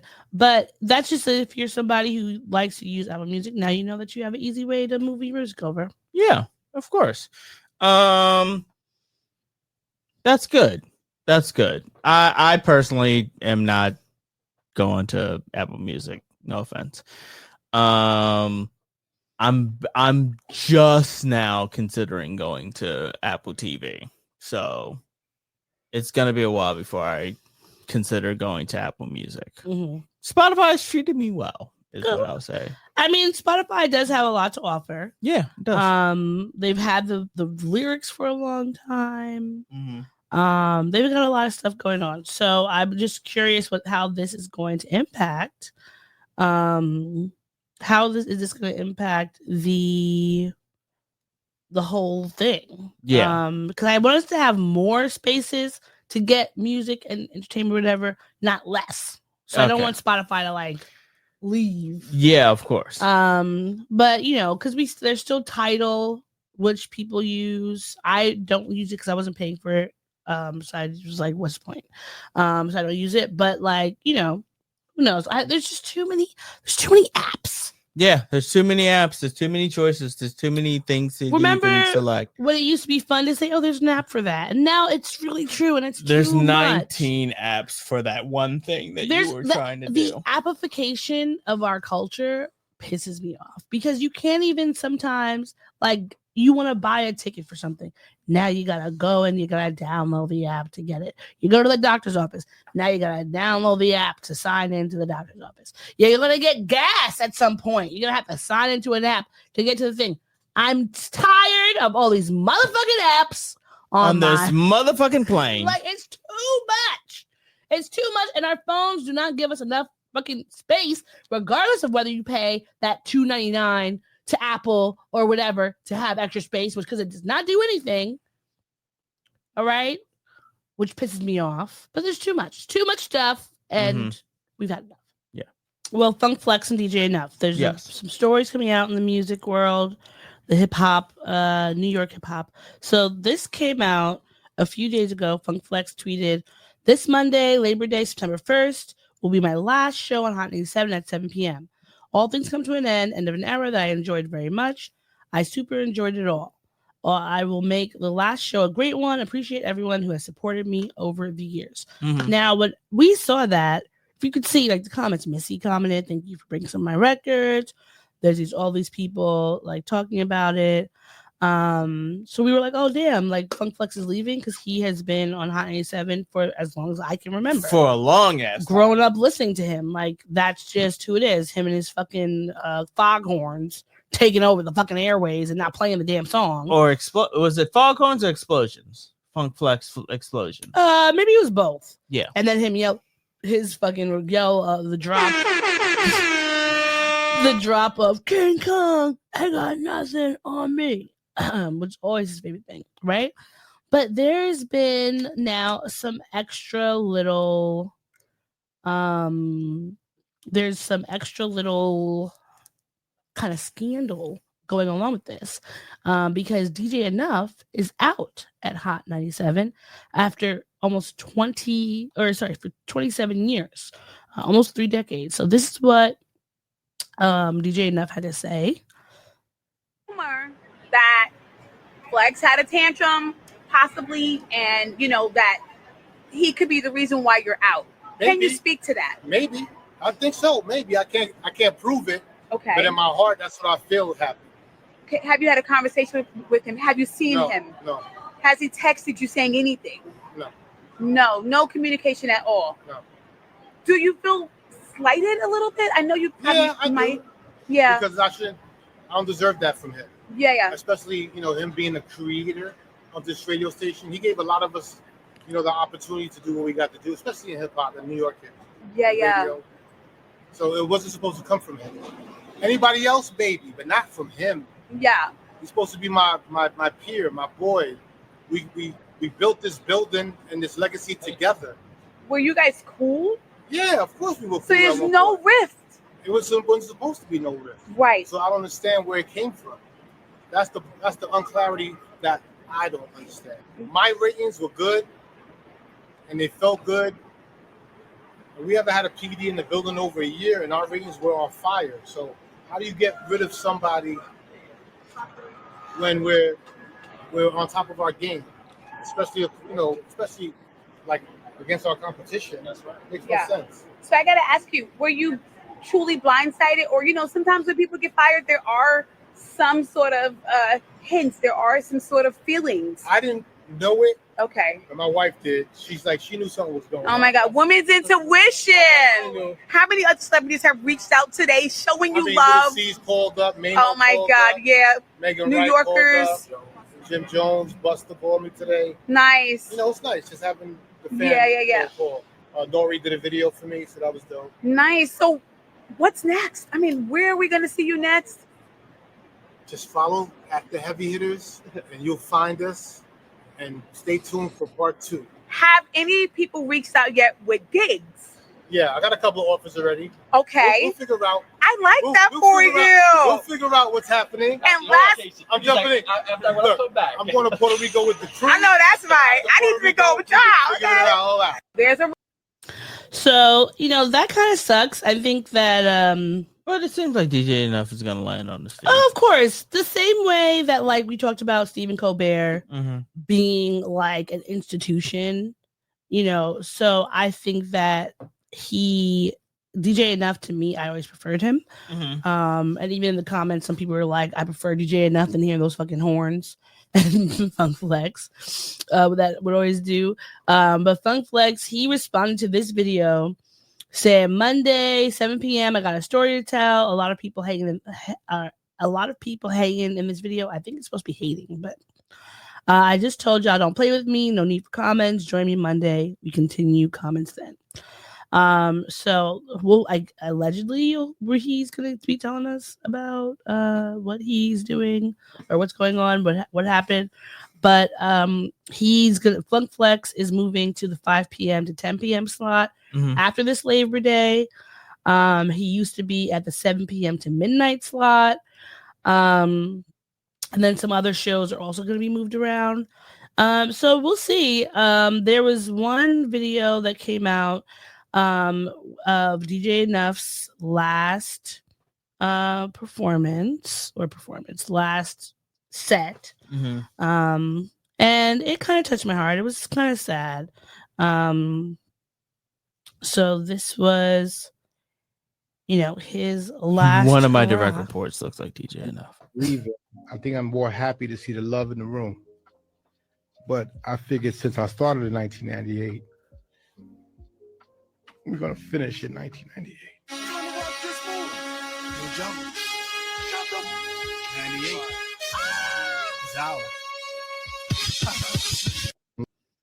It was hard. That's really hard because it's been somewhere for nearly 30 years of your life, like your whole career. This is where you started. All the people that you have been able to make these connections with, and you're working with these people day in, day out. Not just the ones on the radio show, but also like in the building and all that. Like that's a lot. And even though he can go anywhere and find these different spaces to be working, etc., having that kind of job security, especially in hip hop and in radio, is huge. So I hope that he lands on his feet. And Funk Flex, I hope that you do give some explaining to do. You have some explaining to do, and I hope we get some clarity.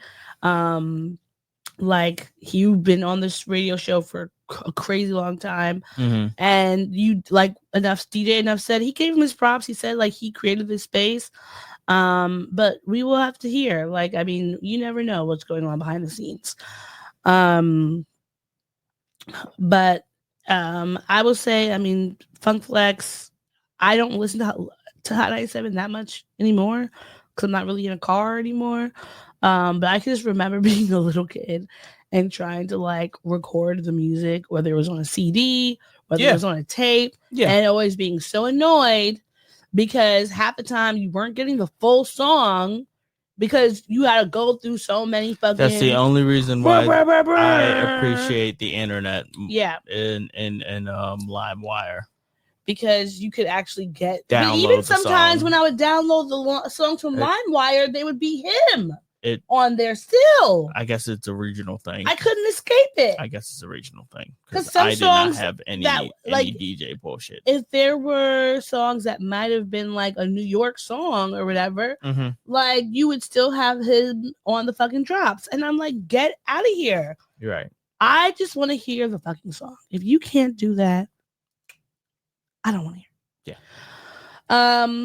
All right. So, did you want to do this for what made you happy, or do you want to just do it now? You know what? Yeah, let's go into what made us happy. Oh, but wait, we have this one last, the Raja thing. Oh yeah. Oh shoot. Okay, yeah. Okay. You still want to talk about that? Yeah. So, real quick. Rampage Jackson's son, Raja Jackson. Raja Jackson. He's the famous Raja Jackson, and not famous for the good reasons like you would think. He beat the shit out of a wrestler earlier this week. Yeah. So this is Rampage Jackson. Yeah. And it was his son, Raja, who attacked this man, Psycho Stu. Yeah, Psycho Stu. And sorry, there's a fly buzzing around. And the video is gruesome. We're not going to show the video. Yeah, we're not showing the video. Take it down. Oh, for sure. Yeah, we're not showing the video. But he basically ran in to do a spot at a wrestling show, and he actually assaulted and punched Psycho Stu like 20 something times in the face, to the point where Psycho Stu was unconscious and had to be rushed to the hospital. Yeah. Where he spent a week and some change in the hospital. Yeah, but thankfully his family did say that he's out of the hospital. He's recovering, but like it's still a long road. But Rampage knocked out some teeth. Rampage said, or sorry, who's Sapp? Sean Ross Sapp. Sean Ross Sapp of He's Fightful.com. a wrestling journalist. He said, based on what I've heard, the spot with Raja Jackson at Knox Pro Wrestling was planned. However, Raja Jackson knocked the person out, renamed Psycho Stu, and followed up with a lot of heavy punches to Psycho Stu, which were not planned to do that kind of damage. Stu was rushed to the hospital with serious injuries, and they were trying to figure out what was happening to him. It also said that Smith appeared to slam a canned drink on Jackson's head at the beginning of the match. Yeah. So allegedly that is why Jackson had such a violent response. But I'm like, if this was a wrestling match, then would that not have already been planned? Part of it? I think, all right, based on what I've heard, the Psycho Stu? Yeah. Psycho Stu did the crunching the can over the head, thinking that the dude was like a wrestler. He's not. And therefore, like, I guess, I don't know if he apologized for it or whatever, but Raja was goaded on to like get a receipt, and a receipt is, in wrestling parlance, basically your get back. Well, that's kind of what Rampage Jackson said in one of his tweets about the situation. He said, I want to clear up the misinformation about my son Raja. I've confirmed that the wrestler Stuart Smith, aka Psycho Stu, is awake and stable. Raja was unexpectedly hit in the side of the head by him moments before Smith's match. Raja was told that he could get his payback in the ring. I thought it was part of the show. It was bad judgment and a work that went wrong. Raja is an MMA fighter, not a pro wrestler, and had no business involved in an event like this. I don't condone my son's actions at all. He suffered a concussion from sparring only days ago and had no business doing anything remotely close to physical contact. As a father, I'm deeply concerned with his health and the well-being of Mr. Smith. That being said, I'm very upset that any of this happened, but my main concern now is that Mr. Smith will make a speedy recovery. I apologize on his behalf and to Kick, who showed the show, for the situation. Now, from what I've looked up, his son, was he arrested? Because I didn't see anything. No, he wasn't. He hasn't been arrested. The LAPD are investigating, but there has not been any arrests. Okay.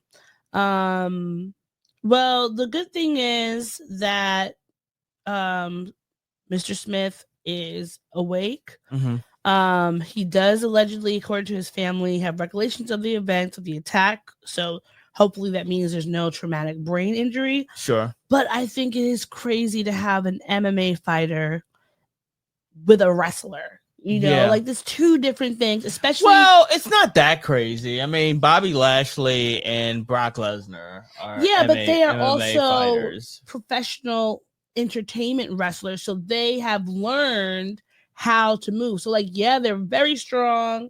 They can get really physical and all of that. But they've been taught. They know how to. They're not pull their in punches. there like they've been taught to pull their punches. You know, so I think that's the thing. Like sometimes, because this guy, he's not like in one of the main, he's not like in a WrestleMania or AEW No, or he's anything not. like that. So this seems like it's like a semi-pro or a pro, but like not WWE level wrestling. So to have somebody on like this, like you really should have had clear understanding, because from what I understand about wrestling, there's some sort of choreography with it where they've decided who's going to win, who's going to lose, how the match is going to go, and you stick to that script so that nobody gets hurt. It can still be fun, it can still be physical, but nobody's going to leave here, you know, in a stretcher. Yeah. Obviously, sometimes things do happen. We see people who are hurt all the time in WrestleMania or whatever. But I think it's like one of those things where you really have to be really careful. Like, you can't just get somebody because you think that it's cool or it's going to bring folks to the show and not give them clear information. Because, like, to tell an MMA fighter, oh, you can get your payback in the ring, for them, how that looks is completely different than from what a professional wrestler looks. And watching the video of it happening, like, you see Stewart, like, did kind of like, I don't know if it was a pile driver or did it was a takedown. It was a like a I forget the name of it, but it's a very basic takedown. And so he goes, but then like Raja, But then he starts beating him in the face. Like, and it's just like boom, boom, boom, boom, boom. And like someone like that, very strong, used to like fighting other people in that way, because MMA is just, you're just fighting. Like, it's not, there's no choreography, there's no moving around, like that's it. So hope we are praying for you, Mr. Smith, that you make a full recovery and you don't have any sort of long-term issues. But these wrestling promoters and everyone, they need to do better and make sure that they're giving everybody clear understanding about what they're doing before they get into that ring. I agree. And with that being said, I think that's everything with pop culture. Do you want to go into the things that made us happy? Sure. All right. So what's making you happy this week? I don't even know. I don't know. You go first. Okay. So shout out to Cody Rhodes, who has another baby. He does. Let me get the picture up. Another baby girl. He is the father of 2 daughters. His wife, Brandy Rhodes, posted up a picture with the baby saying, "Welcome to the world, Leilani Ella Runnels." Yeah, that's his name. That's his last name? Really? Cody Rhodes? Yeah. Oh. We are in love. Thank God for answered prayers. Cody, Brandy, Libby, and Lonnie. Oh, that's a cute little. Leilani? I guess Lonnie is going to be her little nickname. Yeah. Oh, that's cute. Yeah, that's cool. Happy for them. The American Nightmare, his beautiful family. Is he still? No, he's not still WrestleMania champion. The WrestleMania champion. Yes, he is the Universal champion. The Universal. He's currently the Universal champion. And Yes, who did he he win won that it from? He won it from John Cena at SummerSlam. Yes. We're not going to be able to watch these wrestling matches anymore because they're moving to ESPN. Today was the last. Wow. Today was the last pay-per-view that was on Peacock. But don't we have on Disney Plus? It said we have ESPN now. We can get it for extra, and I'm not doing that. I'm not. It's literally fucking. It's $30 extra. Are you kidding me? Do you want to pay $30? No, I don't. For ESPN, a thing that neither of us are even into sports. I mean, the amount of that I am into sports does not make sense for me to spend $30 for ESPN. No, it does not. I would spend $5 because I know that, okay, maybe I want to watch the US Open. Maybe I want to watch the Super Bowl or something like that. There might be some basketball games here and there. The Liberties are playing. Yeah. Or whatever. But there's nothing about that I'm going to use $30. It's just not a thing. It's just not a thing. But shout out to y'all for having kids. Doing this podcast with you always makes me happy. I got some good news this week that I now have to spend the rest of the week preparing for. I'm looking forward to it. I hope it goes well. And I hope that I could then talk about it later on, because it's getting exhausting not being able to freely speak on this fucking podcast. All right. What about you? What are you? That's it. What's making you happy? Well, of course, doing this podcast with you and getting a chance to spend time with you, of course. This week, I don't know, it feels like a blur. What did I even do this week? What did you do? Did I see anybody this week? You saw Juan Chico. I did. That made me happy. Juan Chico and Otto. I got to see Juan Chico and Otto and Michelle. Mm-hmm. And we went to go see Miss Congeniality in the park. Yes. And let me tell you, Miss Congeniality is chef's kiss, okay? Mm-hmm. Still amazing, still hilarious, still an iconic film. Mm-hmm. And of course, there's still like the, when you're watching movies from the 90s and the 2000s, you're like, what's going to be problematic in here? So there's always some kind of like slightly little shenanigan-y things that you're like, oh, that's problematic. But I think that for the most part, it still stands up to the test of time. And now I want to watch Miss Congeniality too, because that one has Regina King in it. Sure. So yeah, that made me happy. And yeah, school starts in a few days. So you got to get back on a sleep schedule.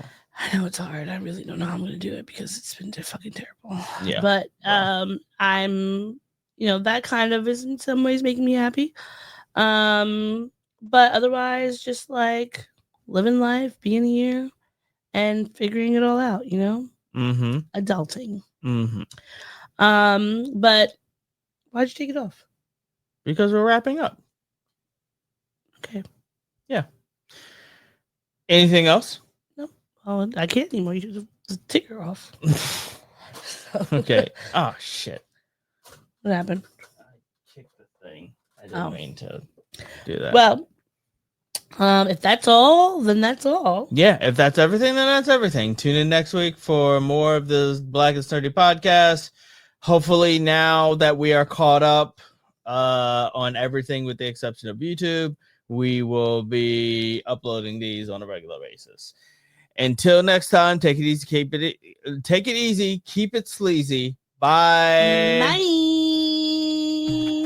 Thanks for listening to the show. If you'd like to contact the podcast, you can reach us via email at blackandsnerdypodcast@gmail.com.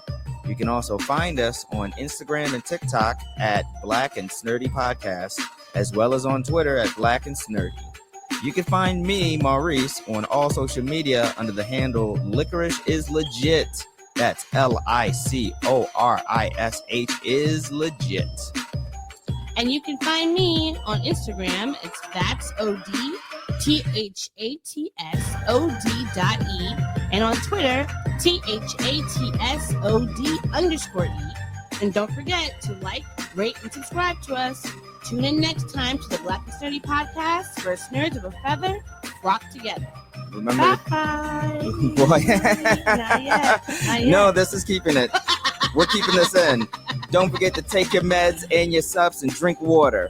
Bye. Bye. I actually want to keep that.